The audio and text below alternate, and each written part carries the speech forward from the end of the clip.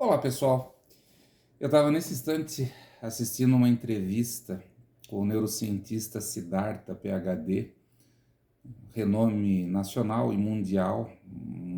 Eu particularmente tenho uma grande admiração por ele.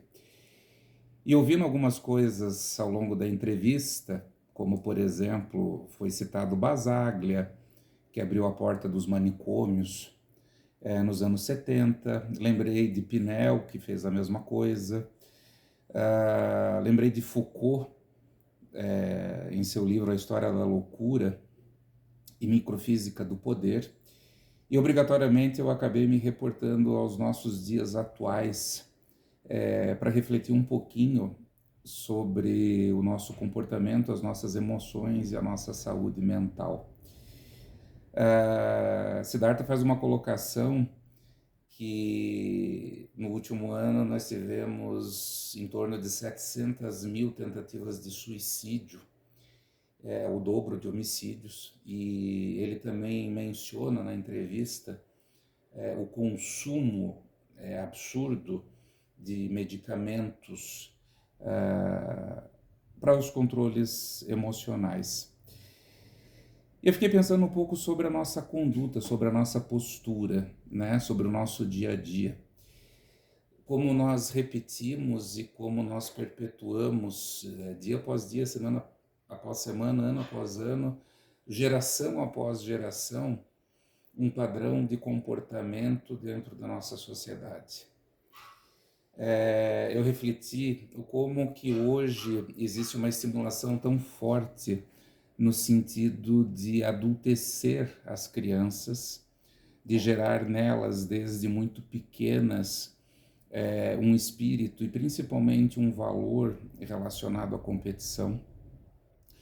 O como que as famílias, pais, mães e filhos impõem à sua rotina do dia a dia uma sistemática em termos de busca e hiperfocos, ou pela sobrevivência, quando nós falamos de grupos em situações mais vulneráveis, ou pela aquisição material, quando nós falamos de pessoas que são mais abastadas.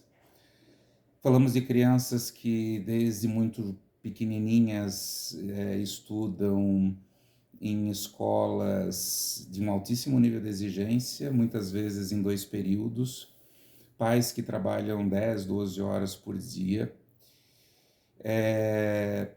Eu brinco nas minhas palestras, eu tenho 4 filhos, a minha filha mais velha de 29 anos e os meus gêmeos de 16, e os 4 plantaram aquele feijãozinho no algodão. E eu também fiz isso, que tenho 51 anos. E o como que isso, dentro da nossa saúde mental e dentro da nossa sociedade, vem nos adoecendo. O como que nós estamos construindo e transformando valores de uma forma um pouco mais fragilizada e imediatista do que valores mais sólidos e que efetivamente contribuem para o nosso bem-estar e para a nossa qualidade de vida. Nós vivemos hoje numa sociedade hiperfocada, em que a tecnologia ela domina a nossa rotina diária. Nós vivemos em função da tecnologia. Nós somos hiperfocados, como eu falei, numa questão financeira, ou por sobrevivência, ou por ampliação de capital. Nós somos hiperfocados no processo de competição, em que nós precisamos ter um celular melhor, nós precisamos ganhar mais, nós precisamos ser promovidos, nós precisamos ter uma vida mais abastada, e ao mesmo tempo nós vamos conquistando isso e nós vamos gastando aquilo que nós vamos ganhando. Nós nos tornamos uma sociedade rígida em termos de valores, de comportamento e de maneira de pensar, porque quando você encontra grupos que se opõem a essas situações, esses grupos, eles naturalmente tendem a ser tão excluídos quanto foram os loucos que Basaglia soltou num determinado momento. Se você faz uma opção de não seguir uma determinada carreira que supostamente traria para você um benefício financeiro maior, você é criticado as pessoas viram o rosto para você e ainda existem acusações se você passar por algum tipo de dificuldade, tá?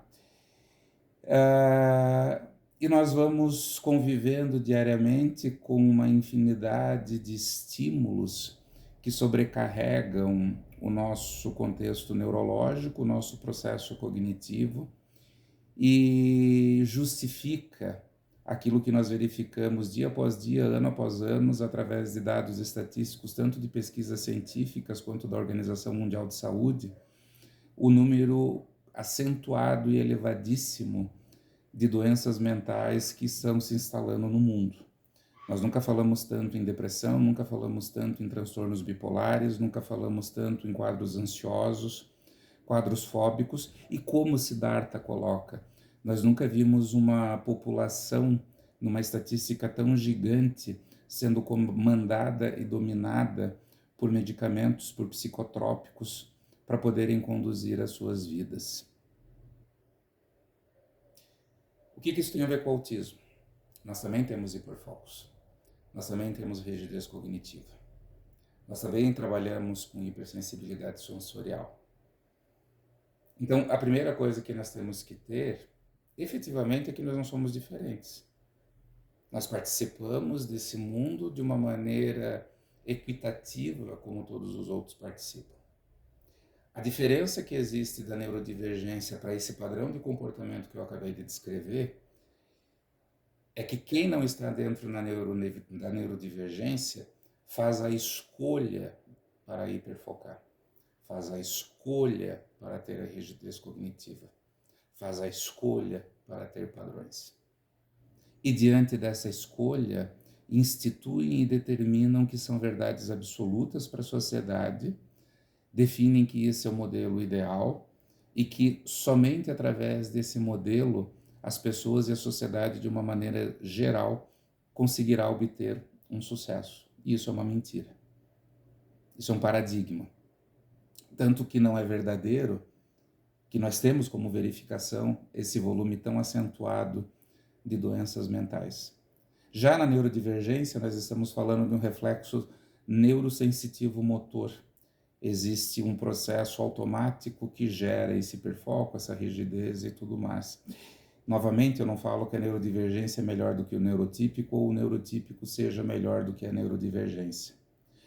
O que eu quero trazer para esse vídeo é uma reflexão de que se nós tirássemos a neurodivergência do cenário social e nós tivéssemos uma sociedade eminentemente neurotípica, nós precisamos bater na mesa contundentemente e ter claro que a nossa sociedade vem passando por problemas muito significativos e sérios. Que a nossa sociedade está adoecendo. Que a nossa sociedade, ela se pauta por um princípio de desigualdade, por um princípio competitivo. E que por mais que a gente tenha desenvolvido a nossa inteligência, a nossa capacidade, nós ainda trabalhamos por olho, dente por dente. Nós trabalhamos ainda pelo mais forte vai sobreviver. E isso é incabível diante de uma sociedade que fala de amor, que fala de igualdade, que fala de direitos.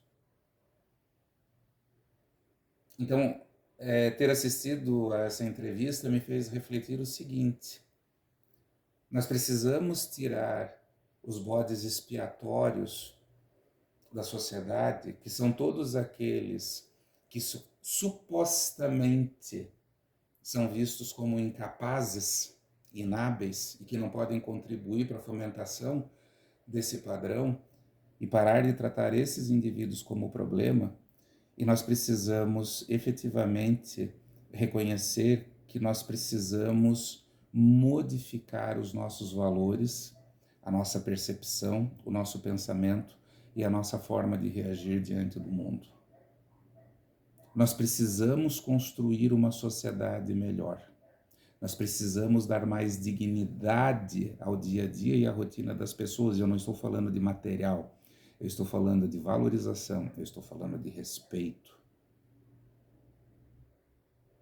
Talvez a partir daí nós consigamos construir um princípio de saúde efetivo, de bem-estar e de qualidade de vida. eu acho que vale a pena pensar, tá?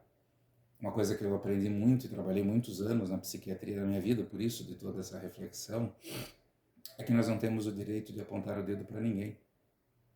A crítica que nós apontamos ao outro, ela não anula aquilo que nós precisamos desenvolver. Aquilo que o outro precisa desenvolver não significa que seja muito maior do que aquilo que eu preciso.